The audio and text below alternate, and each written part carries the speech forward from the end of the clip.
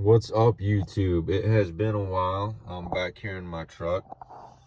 I was hoping to catch y'all before the sun went down, but I guess this will have to do.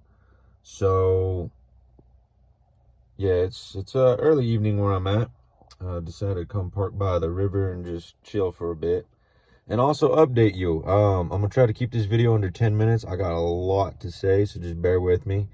I'm going to go one step at a time. First and foremost, my channel has officially made it over 100 subscribers. I think well over 100 subscribers now.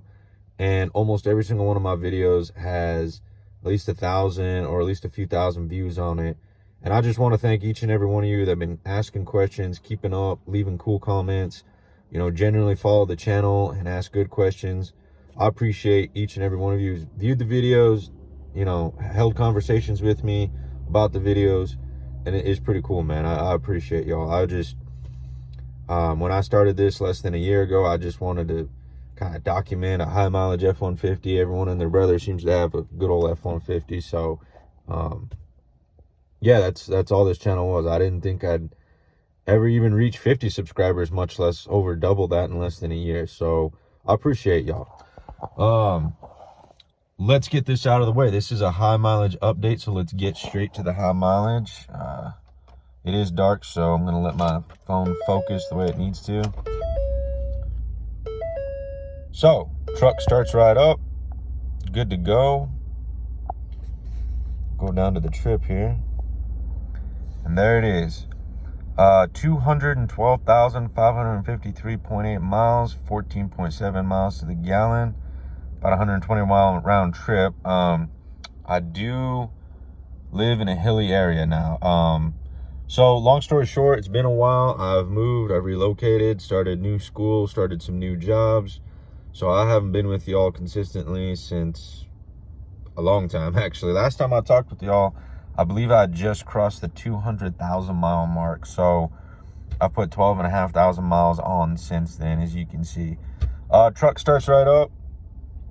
I did want to give you all an update because I've had a lot of questions about, hey man, how's the truck doing? All these repairs, you doing all right? You alive? So yes, doing good. The truck is day to day. Now, obviously it starts right up just like it did. Everything seems to be working. I have my lights turned off for now, but everything works. It is technically, though, one thing after another with this truck. So if y'all have been following along, just a quick recap.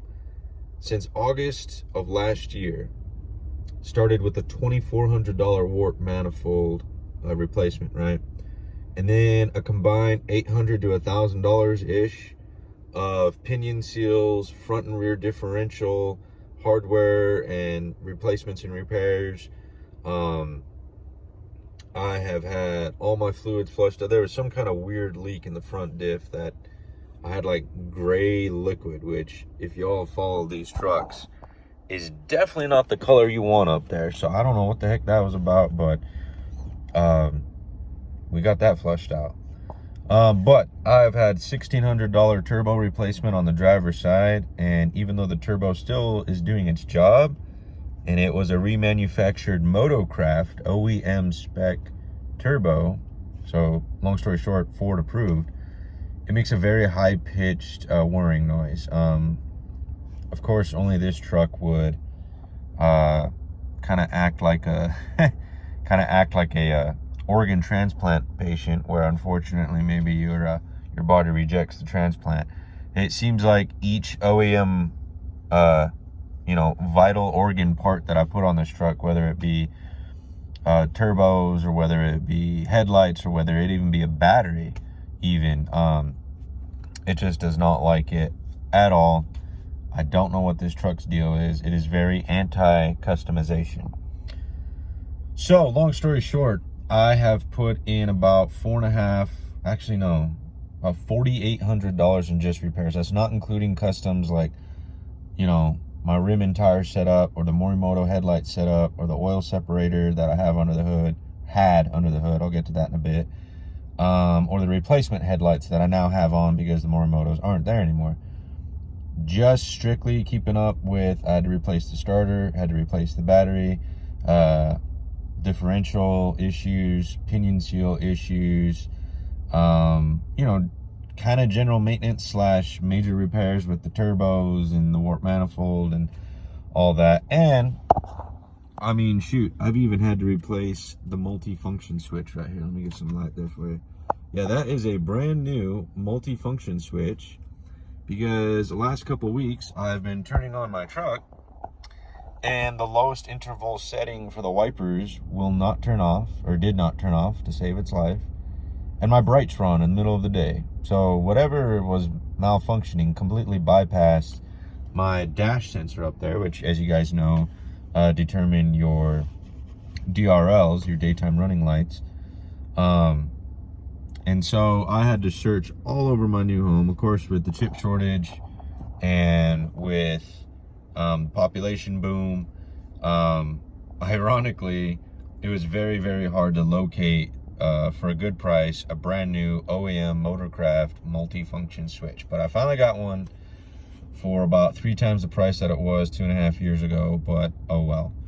I don't really know if that's a chip shortage issue or not. It is a computer component that has what looks like a motherboard and a chip on it. So anyway, I'm gonna start rambling, but to keep it under 10 minutes still, 4,800 to about $5,000, you know, when it's all said and done, of just necessary repairs. Starter went out about a month ago. Battery went out at Christmas. Turbo went out around October, November-ish. Manifold went out in August. My rear differential and pinion seals all went out in September through October. My oil separator also started collecting a lot of moisture. 2 times I was testing it out, and the last 2 times that I would change my oil around Christmas was the last time that I checked it, and it looked like coffee with a bunch of creamer, just that milky brown, and that is 100% not what you want or need. It wasn't a JLT oil separator issue. I don't think it was the oil separator itself. It seemed to have a moisture issue at the first port of connection. So I don't know, maybe that was the JLT, maybe it was my truck. I like to be biased and blame it on my truck because everything else is blamed on my truck.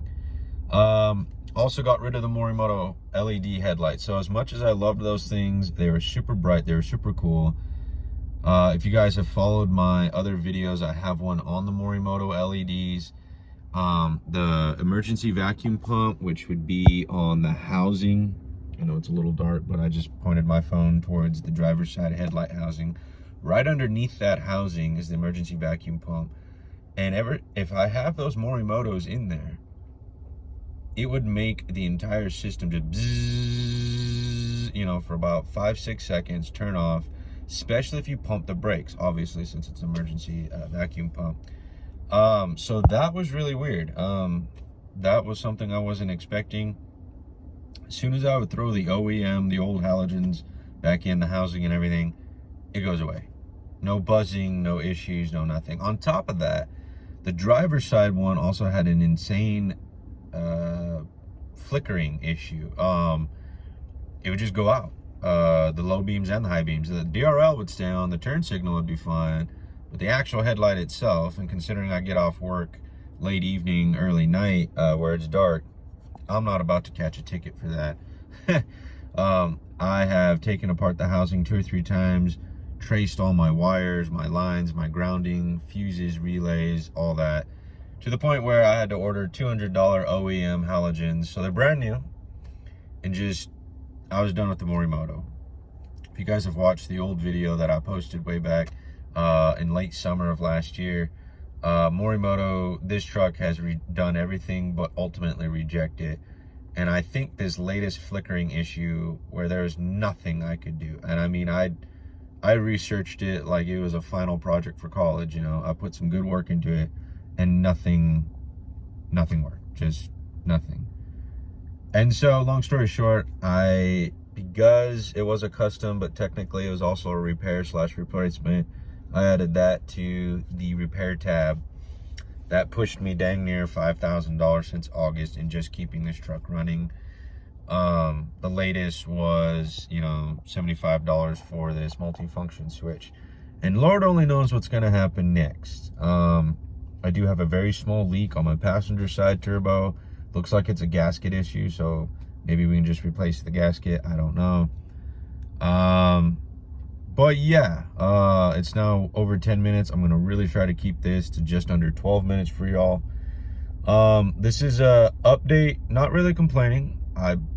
I'm blessed. I have a truck. It starts for me now. But it does have its serious questionable abilities and reliability.